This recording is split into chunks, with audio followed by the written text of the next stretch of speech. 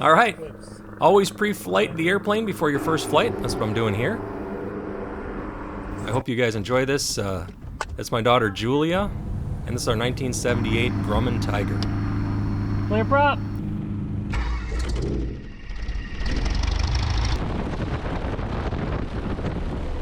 We're at the Pickens Airport in Jasper County, Georgia.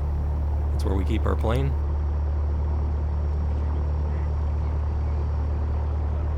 Huge thanks to my daughter who came out and flew with me. That's Julia, and my wife who also did a couple shots. We're doing our run up and checks everything, and now we're going to depart runway 16. Most small airports across America, the pattern altitude is 1,000 feet above the field. So that's what we're going to do today. Is we're going to fly a pattern, and a pattern is what you go into to land. So most airports across America are a left-hand pattern, and we'll teach you about that today, and show you how you use that to land. So right now we're climbing out to 1,000 feet above the field. This field's at 1,500 feet, so we're going to climb to 2,500.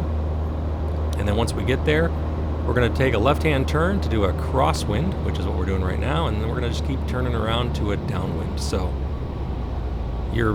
at most airports, you want to land into the wind whenever possible. So right now we're flying parallel to the runway, and we're going downwind, meaning with the wind. Then we'll take, and here's a little diagram here, so you can see we're going downwind. Then we're going to turn base, and then final. So as we get ready to turn base here, we're going to pull our power back to 1,500 RPM, and carb heat is on. And then we do a nice easy turn to the left, and we'll begin. At this point, we're going to begin losing a little bit of altitude, so we're probably going to lose about 100 to 200 feet. So we're about 800 feet above the field as we are on our base leg and getting ready. Here we go. We're on our base leg here. We're getting ready to turn final. So as we turn final, if you do it right, you should roll out right on the center line. So you want to kind of come around, and then as you come to your left, you should see the airport right in front of you. Again, these are the procedures for landing in a Grumman Tiger, not in any other plane, and again, I'm not a flight instructor. So as you round out to final, the key to a good landing is a stabilized approach. So you're looking for, in this plane, 80 knots.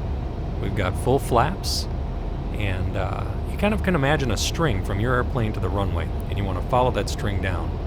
And you do that through pitch and power. So you pitch for the speed that you want, and we're looking for 80, and then as we come over the threshold, 70 knots, and then power to keep your altitude.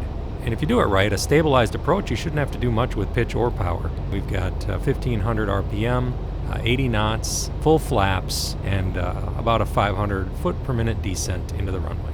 What you're going to do about 10 feet above the ground, and that's where you round out the airplane. You'll see this, where the nose comes up just a little bit, and then you fly parallel with the ground in what they call ground effect.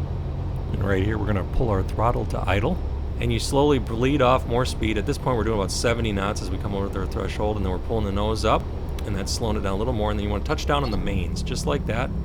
And then the front tire should just barely be on the ground, if it's on the ground at all, and right on the center line.